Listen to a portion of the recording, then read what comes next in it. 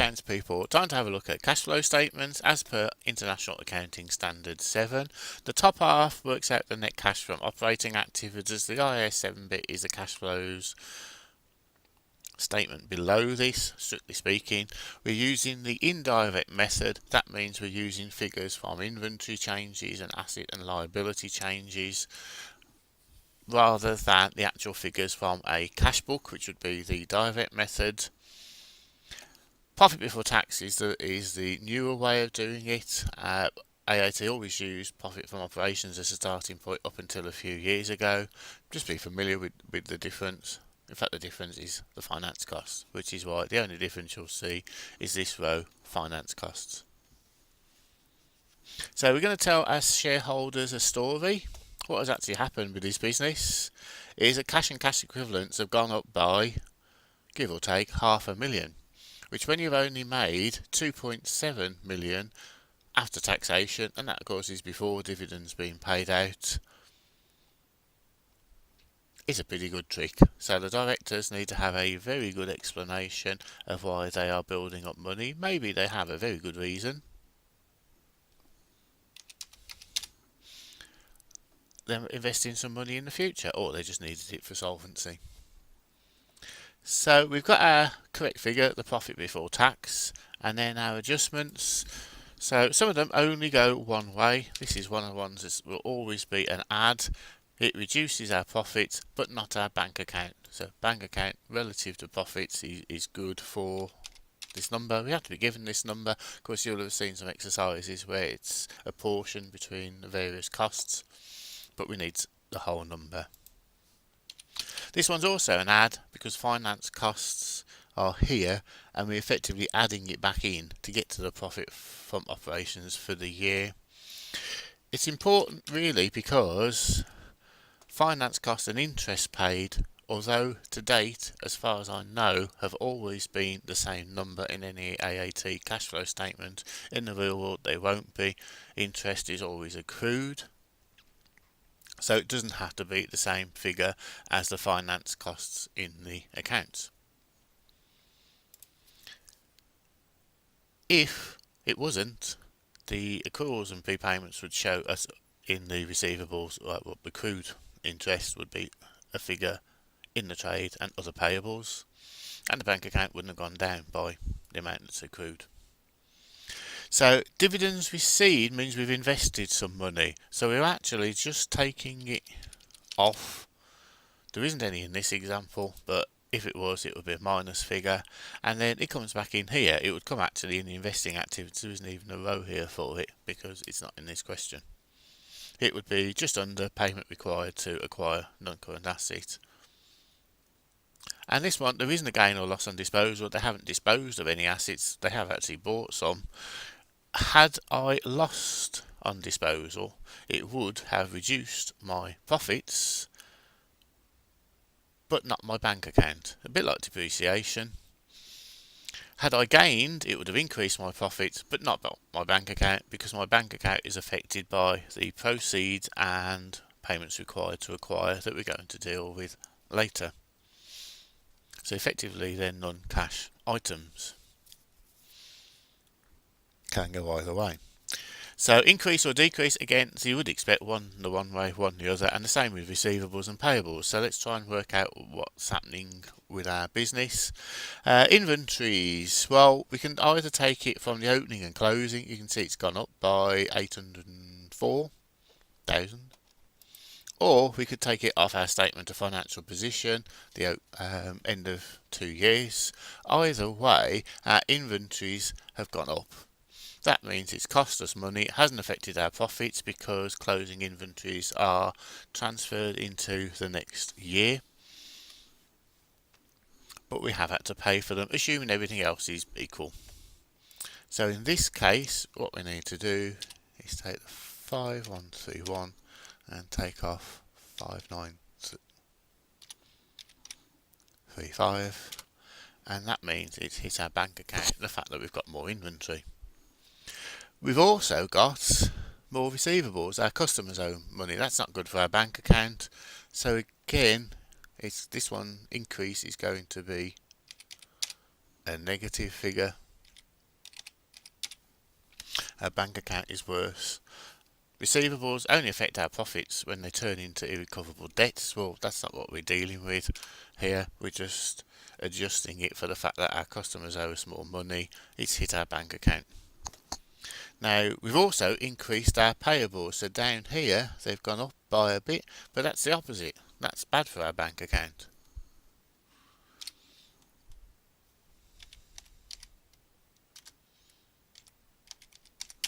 So I'll put the figures in, and that will hit our bank account. So it'll be good for our bank account because the money's in our bank account instead of our supplier's bank account. So again, having more payables doesn't affect profits, but it does, of course, affect relationships with suppliers.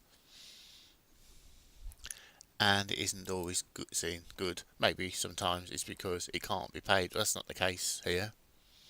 They've got plenty of money. Interest paid is always going to be a subtract. So this is the one that in this case is the same figure as the finance cost. Doesn't have to be, don't take it for granted. And then taxation will always, again, it's below the line, but it's reduced our bank account. So that's always going to, just watch out. In this case, the figure in the profit and loss account 1349 is the same as the taxation liability at the end of the year. That means what we've actually paid is the 1145 from the previous year. However, just be aware, it is possible to have deferred tax. It is possible that the estimates were wrong, there's some calculations, some changes happened, so it might not be as clear cut as paying last year's. You might have to do a bit of adjustments and work out exactly how much they've paid. So now we can have our big total, so that's the figure that we actually want here, our net cash flow from operating activities, and it will simply be the sum of everything.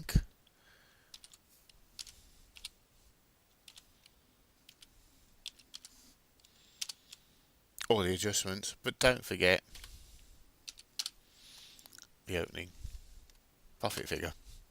So what that means, well, it's a long way actually, because that's pretty much how much the bank account cash equivalents has gone up by. But we haven't. We've got some other adjustments. We've bought some non-current assets. We know, so all sorts of things have happened. So let's have a look at these ones then. So we haven't got any proceeds from disposal of non-current assets. Had we got so, that would always be add. And payment required will always be subtract.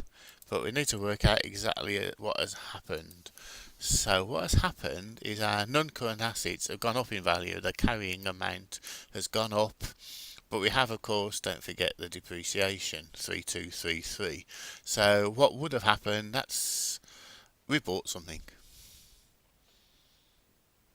And how much have we actually paid? Well, it's not the difference between these two figures, because this would have been reduced by the depreciation first, and then we bought something, or that the annual depreciation. So I'm on a spreadsheet, so just remember it's a subtract and work out the difference. So what I'm actually going to do is take last year's figure minus the depreciation and then take off this year's. And that means we've actually paid, in investing terms, 3541. So that will just come here.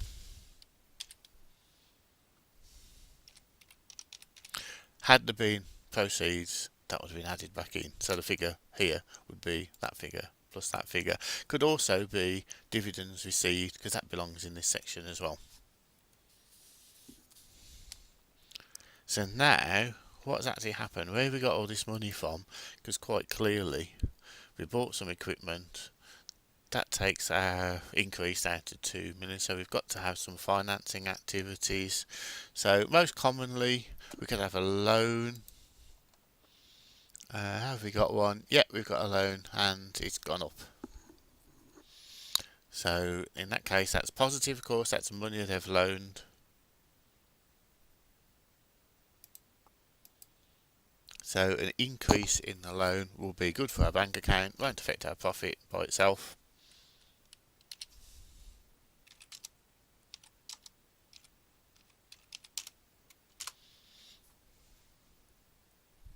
And I've mistyped, hang on, 10. That's better. And issue of all these shares will always be add, because there's always money coming in to the business.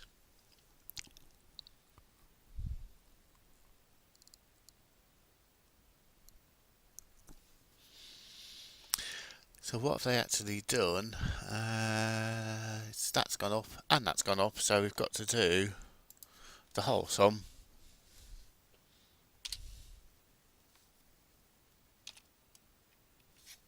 I'll do it in proper format, I suppose.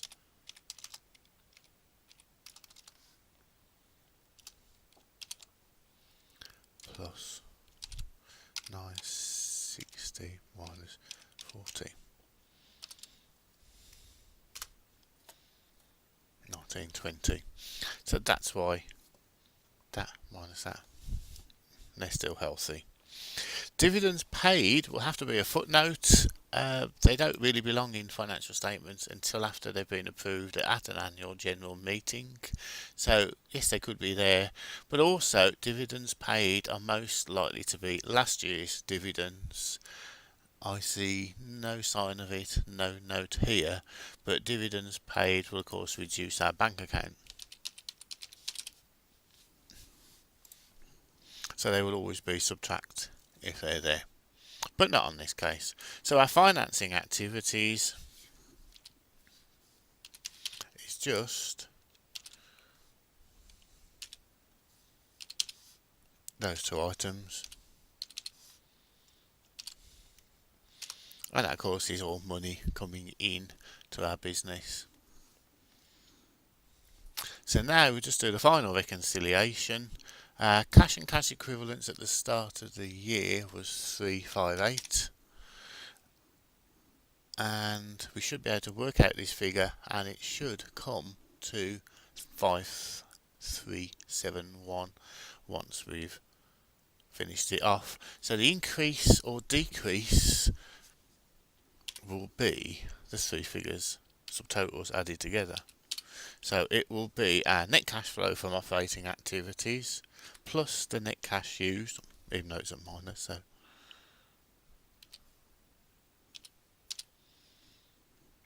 plus the net cash from financing activities. Those three added together.